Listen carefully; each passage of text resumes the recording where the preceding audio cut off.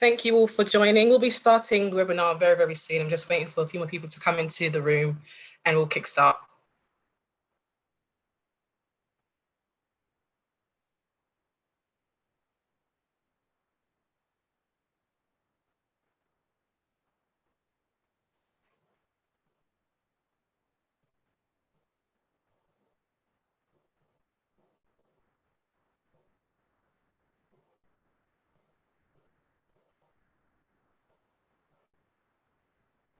All right, I think we're good to go. So thank you everyone for coming along to the first of the Skills Workshop Virtual Careers event. Thank you so much for coming along. We've got a 2-month program available. We've got a different firm every day coming in to speak to you about both their careers that they have on offer, but also the skills that you will need to enter into the asset management industry. Today we're kicking off with Elgin, my firm, and we'll be taking you through what we actually have to offer in terms of career opportunities. We have some really great panelists with us today talking about both their journeys and giving an introduction into different areas. So please, guys, thank you. Thank you very much for coming along. And if you have any questions at all, please send them into the chat. So we'll start with a round of quick intros. I'll go first. I'm Christine. I've been working at LGIM for about 5 years now, and I am one of the managers in the performance team. So I look after GIPS compliance. For those of you who are studying CFA, you should know what that is, or thinking about CFA, you should know what that is. But to begin the virtual careers, as I mentioned, we're going to be taking you through different firms. There's 40 firms in total, and you still have time to register to be involved and to partake in any of the firms coming up. So check out the information bits down below. So let me kickstart with a round of introductions and we'll get into the actual flow of the event. So I'll start first with you, Tina, then we'll go to Justin and Oscar to give a quick intro, and then we'll go back around and we'll get into the actual program today. So Tina, do you want to go first? Brilliant, thanks Christine. So I'm Tina Watson and I'm one of the HR business partners at LGIM. I've been with the L&G Group more broadly for about 6.5 years, and been with LGIM for coming up for 5 years. Every day is different. It's lovely. Something that I've been working on that's quite close to my heart over the last year has been our future talent or our early careers offerings. So that's why I'm joining today to talk you through that a bit. So I'm looking forward to it and to any questions that you have at the end. Thank you. Thank you, Tina. Justin, do you want to go next? No problem at all. Justin Anukasi, I am a fund manager and head of retail multi-asset funds here at LGIM. I manage a portfolio which is around about £7 billion in a team which manages around £60 billion. So I manage money, I sit in the investment team. I'll talk a little bit more about all of that later. But I also chair the diversity and inclusion networks at LGIM, which is called Legit. And I'll talk a little bit more about that as well. Thank you. Thanks, Justin. And Oscar, over to you. Thank you, Christine. Hi, everyone. My name's Oscar Cohen. So I'm a portfolio manager here at LGIM. I've been here for about 10 years now. Started on the grad program, and I'll talk a little bit more about that as well. And in addition to my day job, I also work on the Socioeconomic Mobility Committee here at LGIM. So I get to explore some of the more extracurricular stuff alongside my day job. Thank you very much, Oz. And again, guys, if you do have any questions, please use this opportunity to send them in. It's a webinar, so we can't see any of your faces. Just send through any questions that you have at all at any point, and I'll try and get through as many of them as possible. So we're first going to start with Justin giving us an introduction into fund management and what he does, as well as Legit, as he mentioned. Oscar will talk us through his journey, starting as a graduate and now being a fund manager. And Tina will finish off covering early careers at LGIM and the various opportunities that we have available and how to apply. And then we'll open up to you guys for any questions that you may have at all. So let's kickstart. Should we hand over to you, Justin, to give us an intro into fund Yeah, management? let's do that. Let's do that. So Thank you. if you jump 2 slides, lovely. So I'm going to start with a bit of a personal journey. I'm not going to spend too long on this, but I could spend a long time on it. I've been working for a long time in the asset management industry. I keep my hair very short, so you can't see the grey hairs. But I promise you, it has been a while. So if you look at the top of this slide, my journey. So I was born and bred in the north of England. I will usually ask for interaction on this slide to kind of so for people to recognise where that is, test people's geography. But if you can add that in the chat now, and I'll just give you the answer at the end. Then we've got a flag, kind of second. If anybody can name that flag, that again, that's a special prize. And then finally, we've got a building that the finals in the final circle. If you can name that as well, that'd be grateful. I'd be you get, if anybody can name all 3, they get a special prize from Rachel Green. She's promised to kind of give you a prize if you can name all 3. So overall, yeah. So the answers now: Manchester, Grenada is the flag. I'm from. My mum is from Grenada. My dad is from Nigeria. I came from a single parent family. Grew up in Manchester, inner city Manchester, and I found myself in the city. It's that last circle there, which is Elgim's offices, which is my fourth job since joining the city. I'm a multi-asset fund manager. What does that mean? It means that I invest in lots and lots of different asset classes. So not only shares, but bonds, currencies, commodities, property, infrastructure, not cryptocurrency yet, but maybe one day. But it's a mixture of different asset classes in a portfolio. And we try and diversify to kind of give you, different, not putting all your eggs in one basket, so to speak. And we went for 18 years. I graduated from Warwick University, studied economics.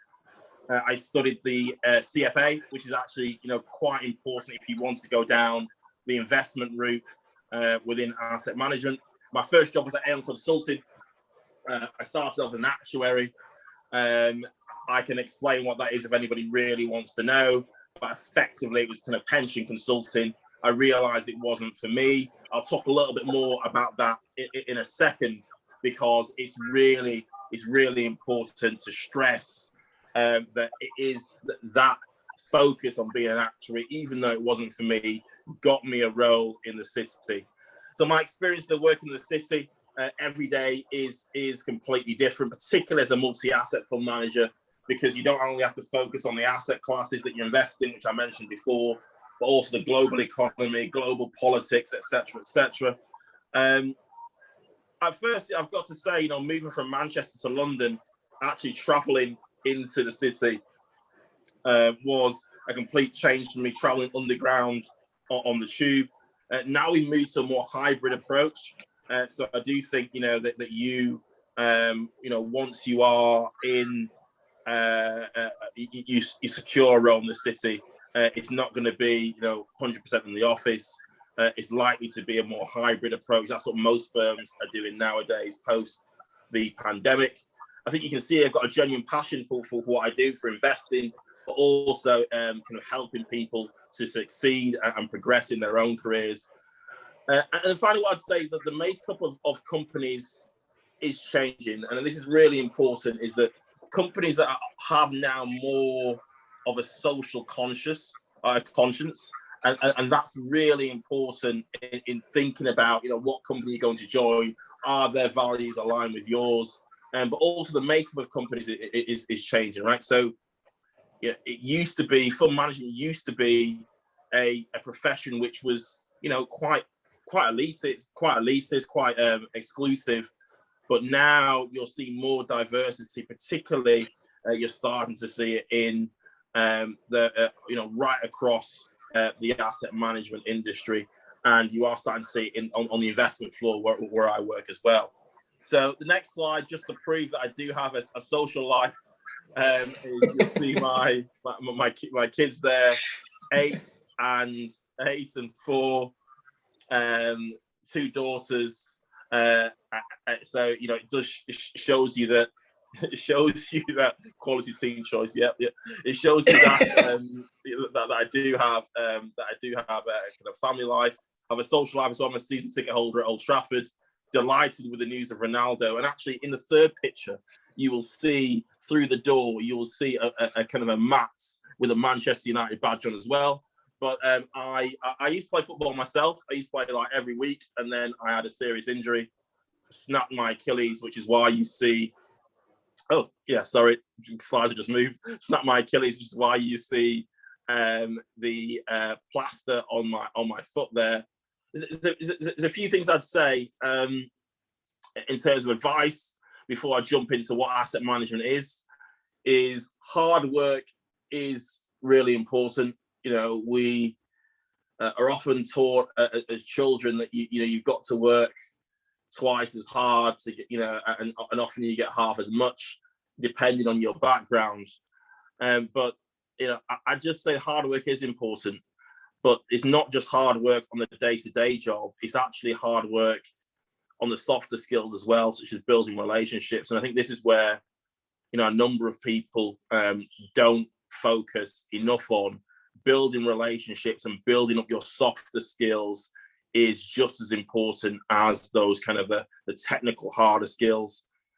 Be clear on what you want to do. I mentioned that I became an actuarial student when I first joined and I first moved to the city. That focus helped me to get the job, right? Because it's so competitive. There are hundreds and hundreds of people typically for every single role. So having some focus will help you to navigate interviews, assessment centres, and so on and so forth. So, maybe we'll touch more upon that a bit later on. Get through those professional exams early on in your career, because it's really difficult now, or would be really difficult now as a father, as a husband, to kind of focus on professional exams, and particularly because managing £7 billion of multi-asset fund money. So a few last slides before I hand over to Ozkan. Less about me now, more about the industry. I've kind of split the industry into four key roles: investment, sales, products, and infrastructure.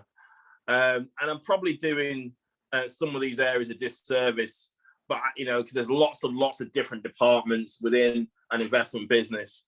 But investment is effectively fund managers like myself and Ozkan, who are managing money and trying to deliver strong returns for clients. Secondly, in terms of sales and distribution, these are the people who will take those investment products that we manage and try and sell them and try and distribute them into trustees, into IFAs, into the man and woman on the street. Then you have products. These are people that actually build the products, build the propositions that are the funds which I would invest, the shell I invest within. And then finally, you've got infrastructure, and there's lots of different people in here: compliance, finance, performance, audit, operations, risk, etc., etc. But these are really critical. These are the heartbeat of the business. These keeps the business ticking over. So there are lots of different roles within the asset management industry. I know you can have gone through what is asset management before, but I think it's worth just revisiting these areas, and we'll send the slides around afterwards. So the last two slides I've got, and I know I've kind of overstayed my welcome, spoken for far too long as usual, but LGIM is probably worth touching on here. LGIM is the largest UK-based asset manager in the world. So we manage over £1 trillion in assets, split in all of these different areas. So in terms of scale, in terms of size, in terms of capability, LGIM, we believe is right up there in terms of UK managers, and actually is number I think it's number 10 globally as well. So, you know, I'm not going to go through each of these capabilities, but you'll see, you know, just how large and the scale that LGIM has, which is why, we've got, you know, so many people on the call today. And then finally, the last thing I wanted to touch on, Ozcan wanted me to touch on this, is Legit. So Legit is the legal and general inclusion team. And this really is the fabric which knits together the LGIM culture, because, you know, we're all very different. And, you know, what is really important, what we celebrate, is diversity across the entire business. So what you can see here are just the different networks which, you know, allow people to have those safe spaces, allow people to build those relationships, allow people to network and to thrive in their career overall. None of them are exclusive. You know, you see things like gender, ethnicity. You know, everybody has an ethnicity, everybody has a gender. Face is family, social mobility, which Ozcan spoke about. Health and well-being, you know, everybody, you know, is focused on the health and well-being.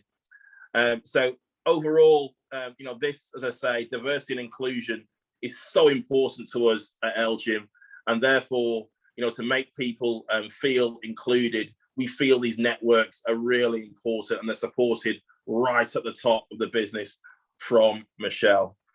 So I think that's I've got a quote just to finish, and it's from Martin Luther King, and this is a quote that I really stand by, and it's all about that you have to be proactive. You have to keep on trying, moving forward, because that's the way you progress in your career. That's the way you progress in life. So if you can't fly, then run. If you can't run, then walk. If you can't walk, then crawl. But whatever you do, you have to keep on moving. And that's my motto that I've stood by, you know, since I started my career. And when I mentor people, you know, this is one thing that I try and drill into people. You have to keep moving forward. You have to keep on being proactive, because that's the way you progress. Ozcan. Thank you, Justin. Hello again, everyone. So we'll just cover my journey as a graduate analyst at LGIM. So as I explained, I started here 10 years ago on the grad program. So my journey actually started from moving from Turkey to the UK when I was aged 7.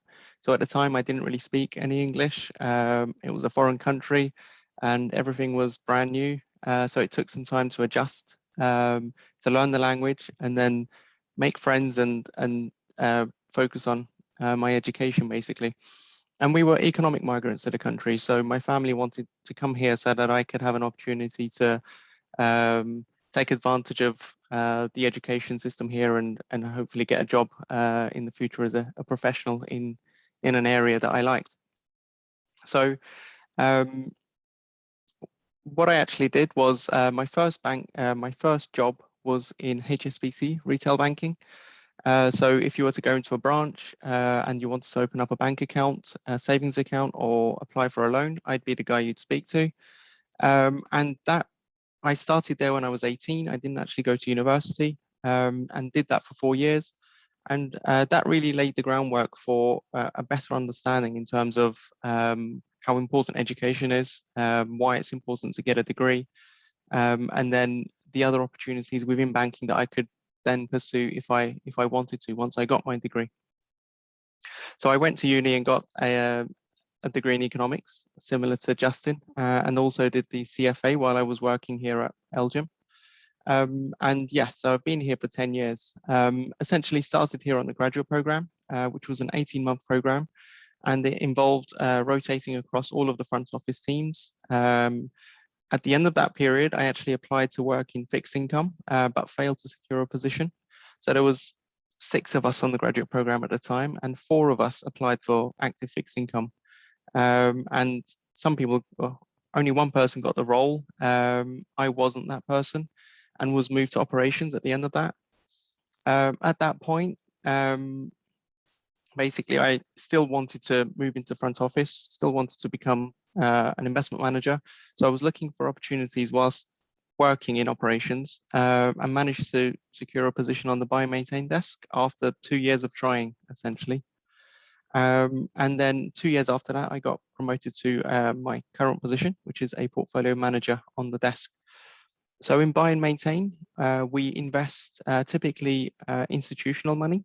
So that's money from large corporations, let's say, and these may not be our clients, but let's say the likes of Rolls-Royce or Nestle or GSK. So big corporations that have pension liabilities that they need to pay in the future. And they invest a portion of their assets into our buy and maintain funds. Within the buy and maintain funds, we tend to invest in bonds specifically. So where Justin was talking about a number of different asset classes, for us, bonds are the key instrument. And that can include sterling bonds, USD bonds, and euro bonds within the portfolio. And in addition to bonds, there will be various risks that we need to manage on the portfolio. So things like interest rate risks and foreign currency risk as well. So there will be an element of using derivatives on the portfolio to manage that exposure to. Probably worth mentioning, on the desk, we manage around 38 billion. And I'm one of the 3 PMs or portfolio managers on the desk managing those portfolios. Okay, so a little bit about me as well. And you can see I've kind of followed in Justin's footsteps here with the slides, so very similar. So what do I do outside of work? Well, I have a fiance and a 5-month-old son who's keeping us very busy. I also like to travel and explore new places, although I've not really managed to do much of that because of COVID and the lockdowns.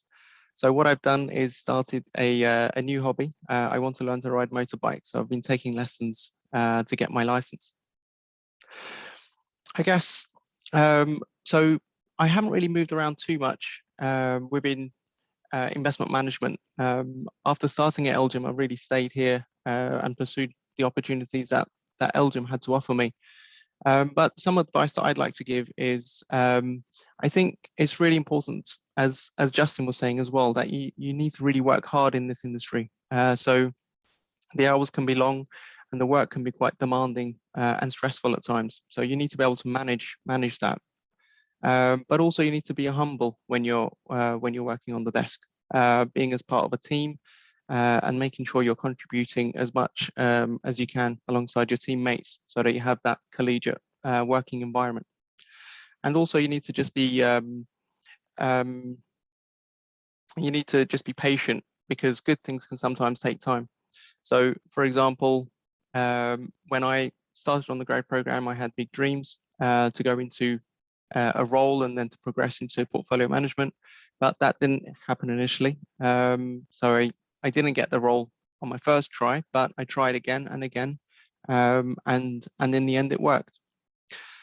I guess the other thing is to take risks and to fail often, especially when you're quite young. You're at a point in your career where you can start something, and if it doesn't work or if it's not what you imagined it would be, don't be afraid to look for other opportunities that may interest you as well, because you're at a stage where you can take risks, and if it doesn't work, it's not the end. So from my experience, going to HSBC straight out of A-levels and realizing that that's not what I want to do 10, 15 years down the line, and then looking for alternative opportunities, meant that I went to uni as a more mature student, and I knew what I wanted to do. I wanted to get a good result at the end of my degree, and then to apply to specific companies that I knew would offer the roles that I wanted.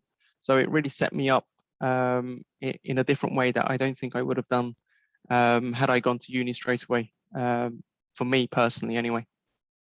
And then the other thing I want to say is, don't compare yourself or your journey to others as you progress in your career. So this is a really good way to kind of bring you down as you look around yourself and you see other people are doing so much better in your view. But you've really got to try and be kind to yourself. And the other thing is, you don't know what other people are going through as well. Sometimes it's not very visible, very obvious to you. So being kind to yourself and to others, and not comparing yourself to others during your career journey is some advice I'd like to give as well. Okay, so I think I'll end my section there and just pass you on to Tina now. Oh, actually, no, I've got one slide at the end that was added. So here, what we wanted to show you essentially are the key skills and attributes that we think are important for a role in our industry. And I guess one thing to really that comes across for me on this slide is there isn't one specific skill or attribute that you need. You need a whole host of them.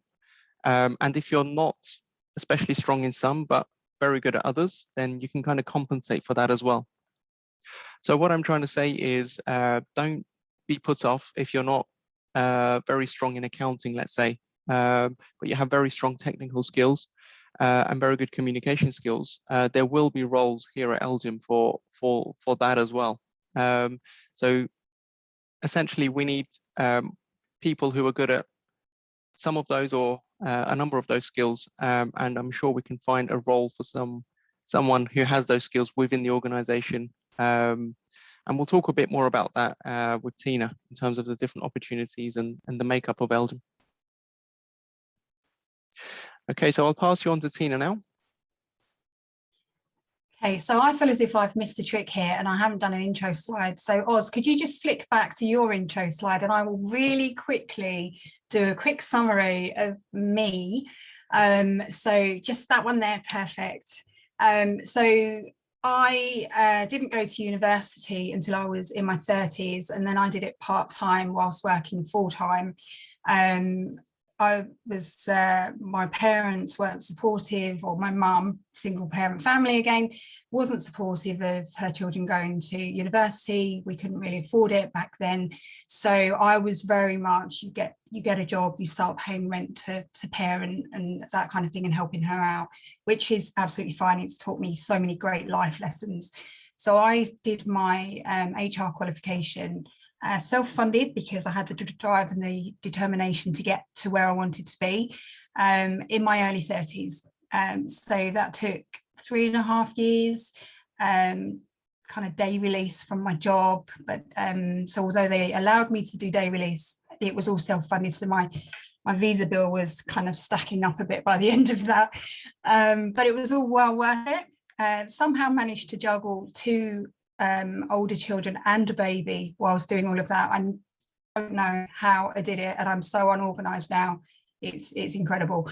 Was born in the east of London before it was trendy to live in the east of London. So I was born in Cannington. Therefore, my home team, Justin, is West Ham, who are having a good season. So I'm okay with that. I also kind of like Spurs because my partner is one of their hugest fans. So that's me. I have, let's just say, more than 10 years of experience in HR. Let's just leave that bit there. But the only financial services experience I have is whilst I've been with L&G and LGIM. Prior to that, I was in hospitality as the HR manager. I did a role in logistics. I worked as HR with Essex Police in the NHS. So I kind of got the public sector and the private sector. So I've got a really good balance and a really good pragmatic approach to lots of different industries. So we'll move on to my slides and I'll stop talking about me now, but just didn't want to miss out there. Thanks, Oz.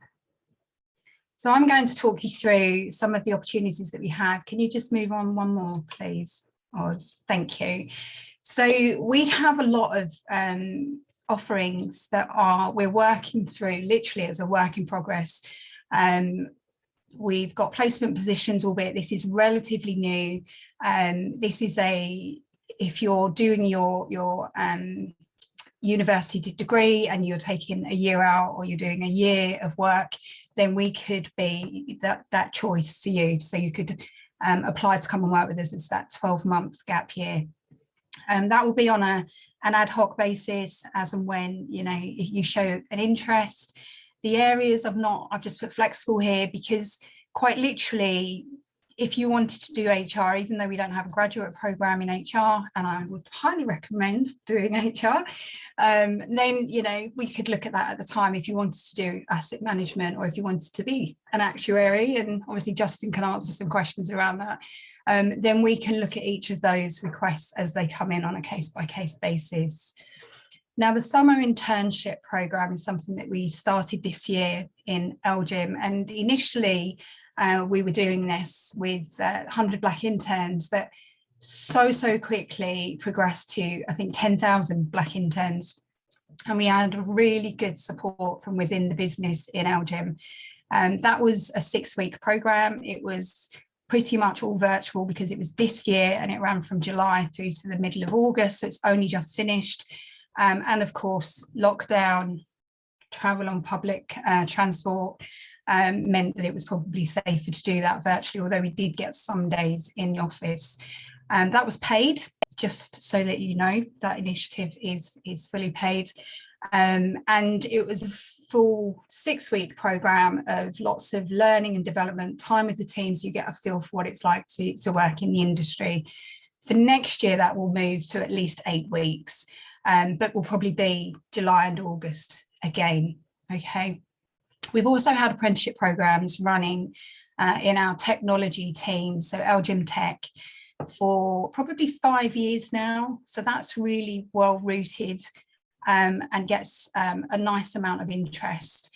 So you can do an apprenticeship program if you're not choosing to go to university, or if you've been to work for a while, but then you want to pick up some new skills. We welcome any age on our apprenticeship programs. At the moment, we focus mainly on technology and data. So data is very up and coming, as we know, and that program is for 2 years. And then the final one that I'll talk a bit more to is the graduate program. Now, initially, there were group grad schemes, and they would have been in actuarial, risk, compliance, finance, and then within those you would rotate through other group functions that had those activities within them. LGIM has been doing different grad programs, so not joined up at all, so we are getting better at that as well. And with that, we had investments that were running a standalone graduate program with the grads rotating through just in investments, and then we had a real assets program with the grads just rotating through in real assets. With investments, the roles were fixed term contracts, so you didn't have a guaranteed job at the end. With the real assets, they were permanent positions, so when you got to the end of your 2-year program, at that point you were placed on a desk within an area that you'd done a rotation in, or a new area if you'd shown some passion and some skills in that area. And that's where you would then start your perm career with LGIM. And we have had people that have been permanently placed into a role that maybe wasn't their first choice, but they've worked hard, they've really kind of got down to, okay, what do I need to do? How do I prove myself?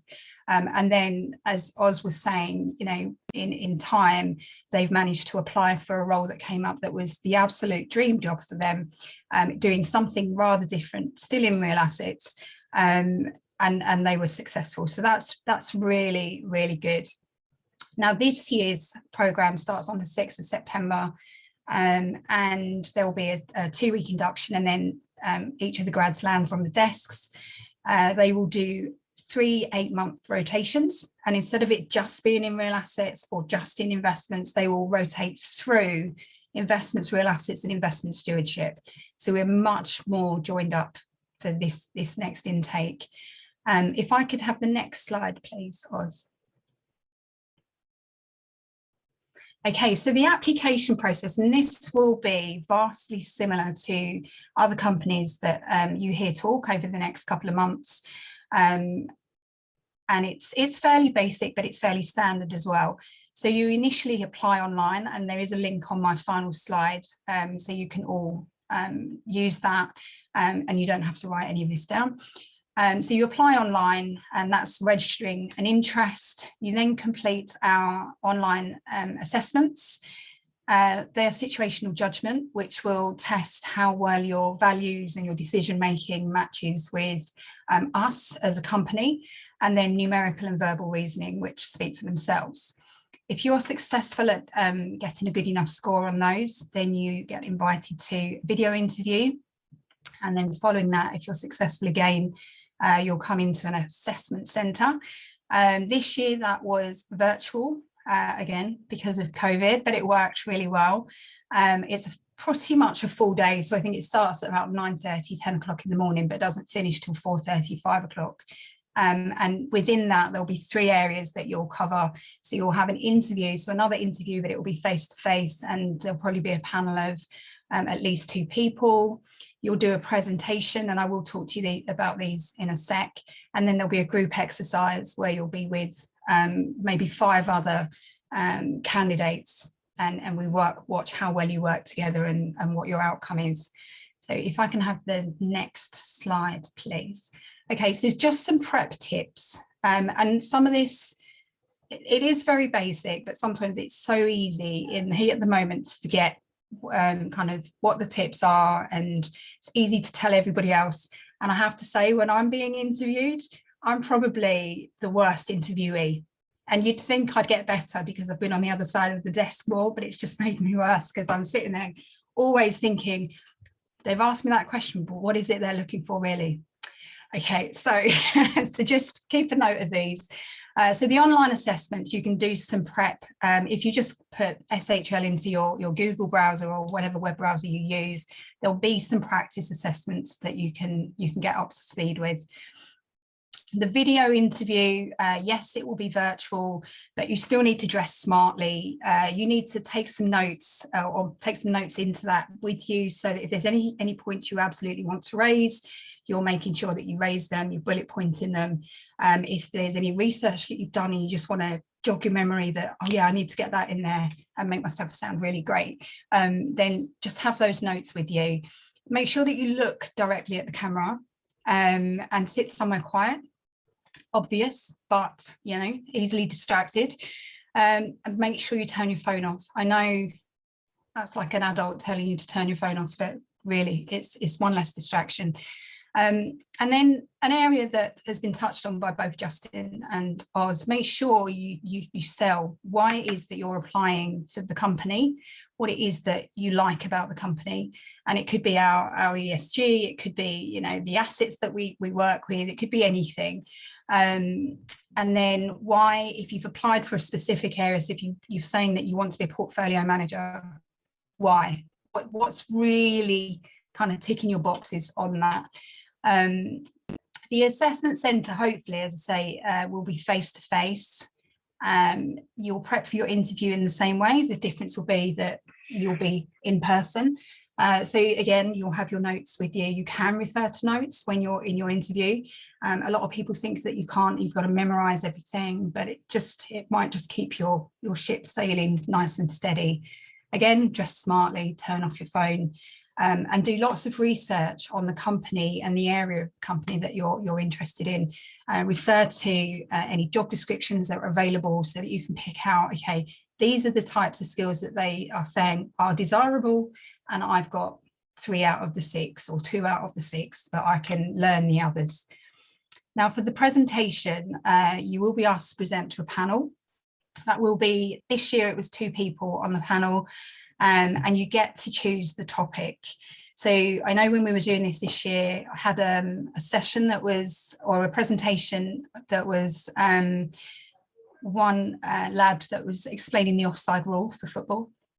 And I actually do understand the offside rule, but my colleague didn't, and they literally, from the start of it, they're thinking, oh my God, it's football, and I don't understand, what is the offside rule? By the end of it, they could explain it.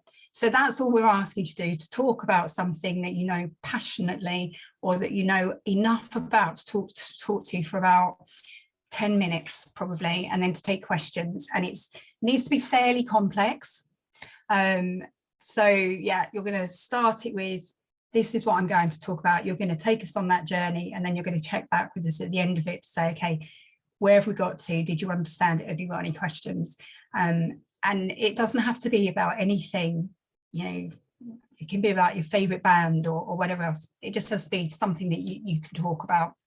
And then the last bit, and these won't necessarily during your day, these won't necessarily be the order that they run in. Okay, so there'll be different people who have different orders. The group exercise, you essentially are put into a group of maybe 6 people. You'll be given some instructions that you'll have to read in advance of the group session starting. You'll each be given maybe a scenario, or there'll be a scenario that the team are given, but you'll have the pros of it and somebody else will have the cons of it. And you've then got to go into the group session trying to get your points across and be a really good communicator. And you'll be watched while you're doing that. So it's all a bit, you know, making notes whilst you're doing your interaction. And then you agree between you how you're going to present that back, who's going to do what. So we are literally watching how you interact, how you communicate, and then how you pull that together as a team. Okay, so if you want to go to the next slide, please, Oz. Okay, so what we look for in candidates, I'm going to start with my bottom line here, which is what we're not looking for. We are not looking for people that already know everything, although I am a firm believer in no matter how much you know, there's still more to learn. So nobody knows everything. We want people that are willing to learn, that are interested in finding out more, and that are going to work hard to achieve their goals. Okay, so we're looking for people that are motivated, that are driven. These are all things that both Oz and Justin have already said. You've got to be motivated, you've got to be passionate, you've got to be hardworking. We want good communicators. We want you to have integrity, and we want you to be good at collaboration. So working with others in your team, working with the broader teams, working with stakeholders, and you know, really good at that communication and the collaboration. Next slide, please.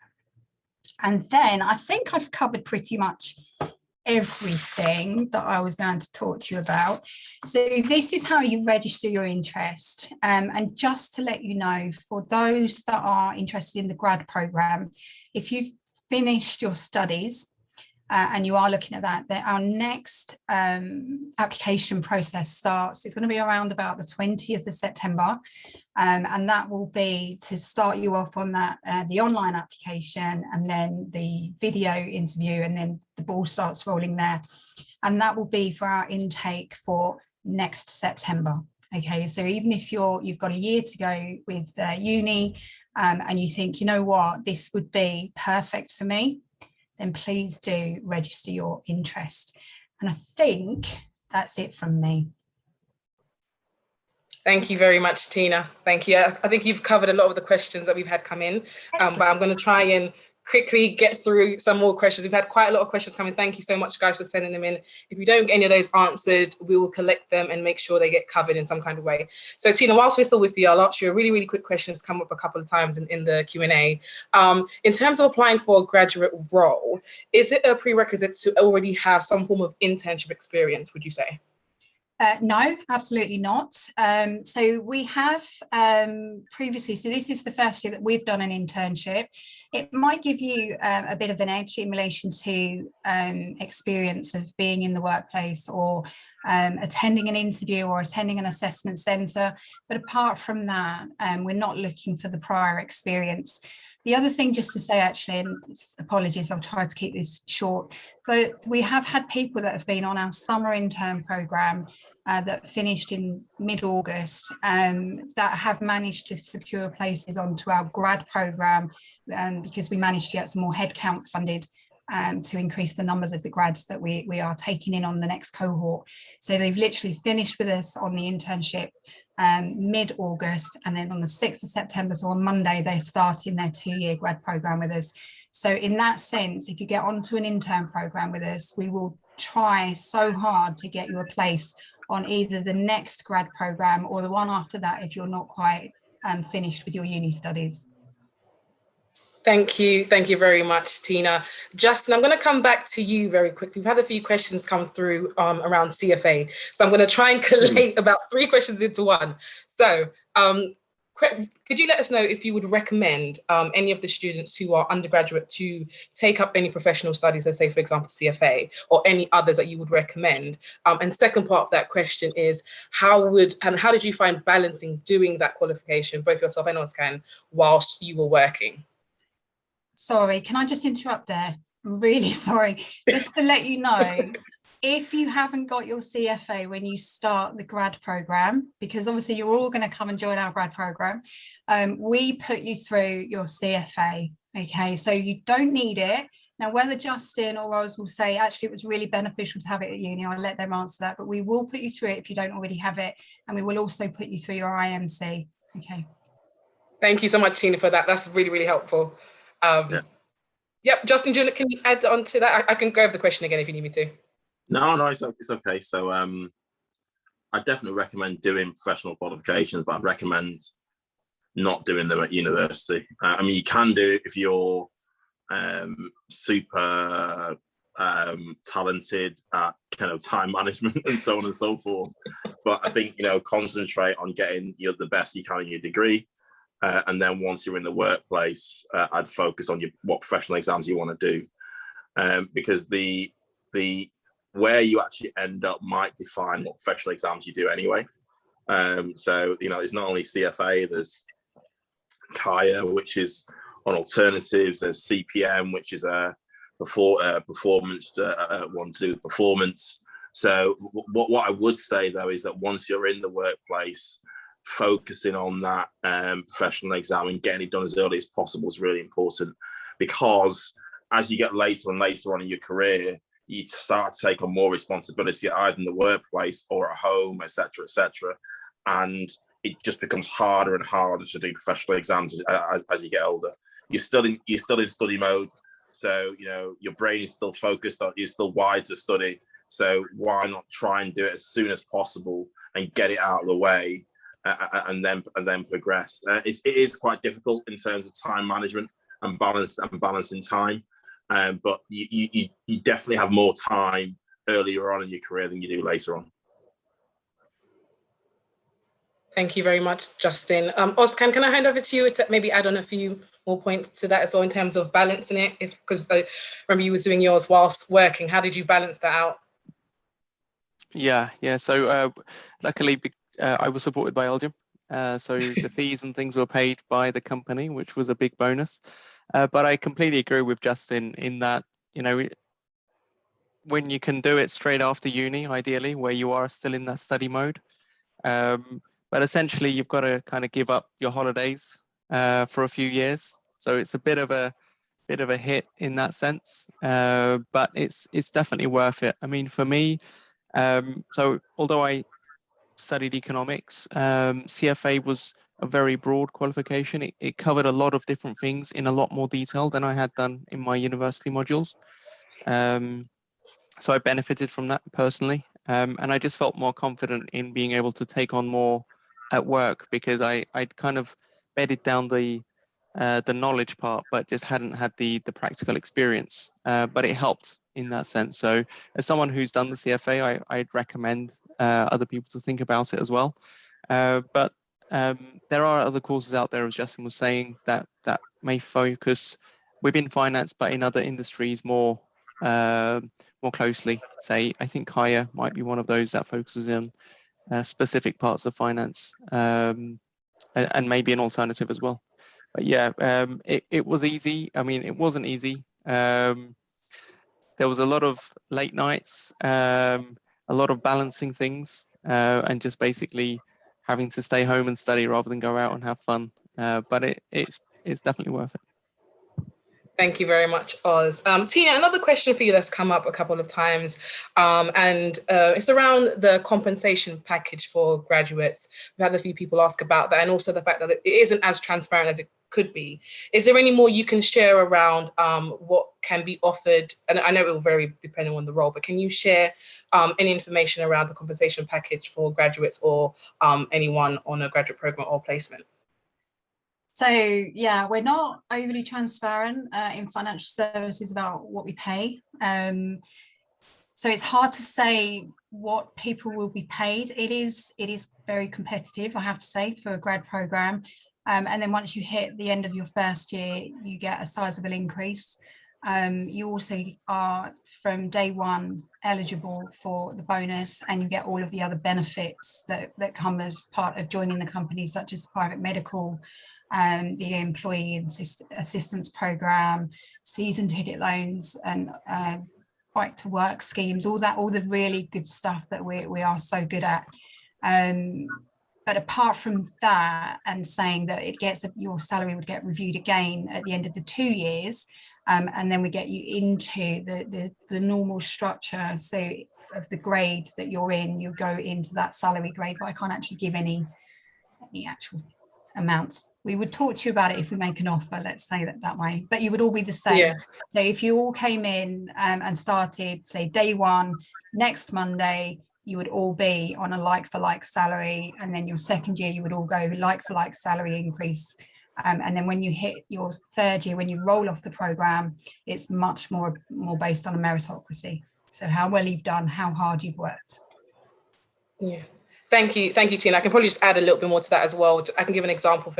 I had a trainee in my team who did a placement for a year, and after the year, he received 10+K increase on his salary, just to give you guys a number that you can think about, and it will vary, as Tina mentioned. And because it's a training position, a starting position, as you become experienced, that will go up. A question back to you, Justin, and I think this question that I might have asked you before, but if you could give your 18-19-year-old self a piece of advice, or professional advice, what would it be? What would it be? Have you stumped you, Justin? Yeah. No, I'm trying to think. What would the key bit of advice be? So I think I've been very lucky, and I think luck plays a big part in everybody's career and progression. And we put a lot of focus on skill and navigating workplace, but I think luck plays a great part. So I mentioned before about hard work on building relationships, and it's only really now I can articulate that in such a way. But for whatever reason, when I kind of started in the workplace, I ended up forming these really, really, really strong friendships with people, and that has held me in really good stead, like throughout my career. So I moved from Aon to Merrill Lynch to Aviva to Elgin, and each of those roles, I've known people within the business who've been able to, talk about the culture and so on and so forth. Having a network has actually helped me get more business and so on and so forth as well. So I just say that don't underestimate the impact of building those meaningful relationships over time. Thank you, Justin. Another question, probably for you, Oz, and Tina, if you can jump in as well. We've had a few questions around having non-UK related work experience or qualifications and applying for roles within the firm. Ozcan, as a hiring manager, how do you view non-UK related work experience when it comes to hiring? And then I'll jump over to Tina in terms of the actual technicalities of it all.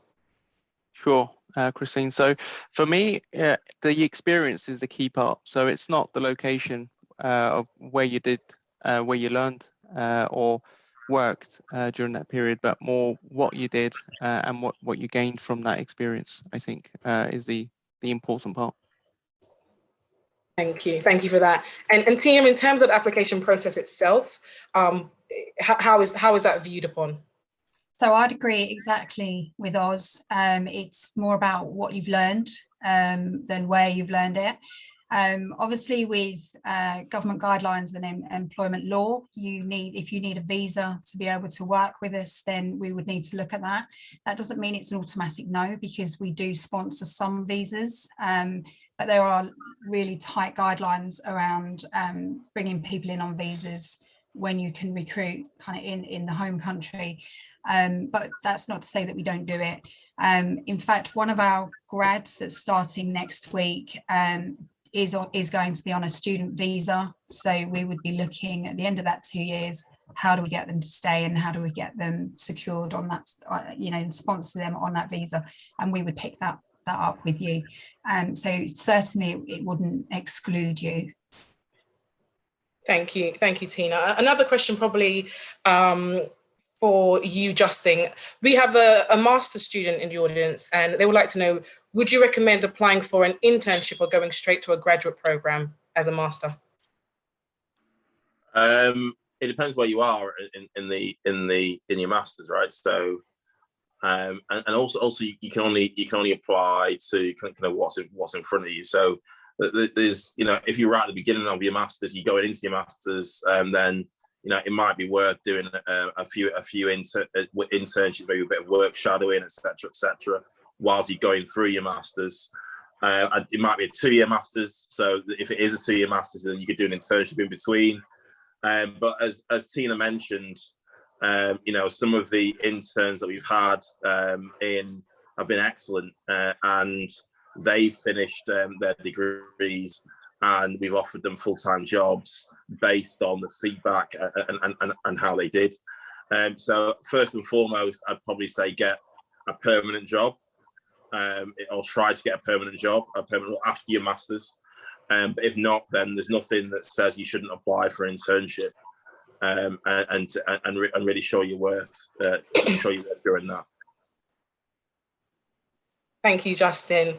Ozcan, question for you now. We've got someone in the audience who's going through a similar experience that you went through when you came over to the country and you kind of got into your career. What advice would you give to someone in that same position now? I know it might be a difficult question, but what advice would you give? Sure. I mean, so some of the things that I learned later on through experience in my role is, I guess, things like the importance of building those networks with the companies that you're going to apply to, I guess. And the reason I say that is because so my undergrad was at a university that wasn't red brick, so it was quite difficult to get my foot in the door with HR, and for my CV to be selected when making applications. So I got a lot of rejections when I was applying for jobs after uni. So I had to actually go and do a master's to kind of fill that gap, and then try to get some more interviews. So it was, and the way I did that was basically I literally create a profile for each company that I was interested in on a computer, the roles that I wanted to go for, what the company was looking for, and it was really methodological, if that's the word. It took a lot of time. It was a lot of effort. I made sure I went to careers fairs, met lots of HR staff members. Some were really nice, some were not so nice, surprisingly not so nice. So just having that grit, like I'd said earlier, and if you've got your objective in mind, just keep working to it. We are very fortunate to be in this country, I think. There's a lot of opportunities here in London, especially in finance. We're one of the global leaders. So if you're going to get a job in finance anywhere, London's probably one of the best places to be and to go for it. Thank you very much, Oz. And I know we've got a few more questions coming in. Some of those have already been answered. The ones that haven't been, we'll collate them and make sure we get the answers out to you. And just conscious of the time, one final question that we always ask our panelists, and it's just a one-word answer, guys.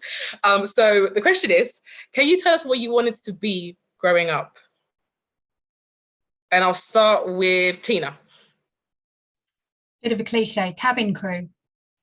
Oh, It was too short. Oh no! Oh gosh. Okay, thank you, Ozcan. What about you? What did you want to do?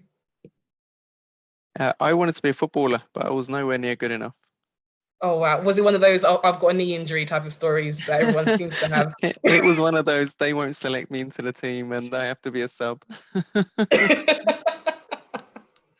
Thank you very much, Oz. Justin, we've had a few questions and like digs about Manchester United in the chat. I won't come to them with you, but can you tell us what did you want to be when you was growing up? So I flipped from, I initially wanted to be a doctor when I was very young, teenage years, then I moved to a lawyer. And then once I got to sixth form, I wanted to be an actuary. Oh, nice. So you actually did what you wanted to do to begin with. So yeah, that's pretty good. Well, thank you very much, guys. Appreciate all the questions again. We'll get all these questions answered. Thank you everyone for being in attendance and coming and listening to everyone's stories. Please stay connected with us.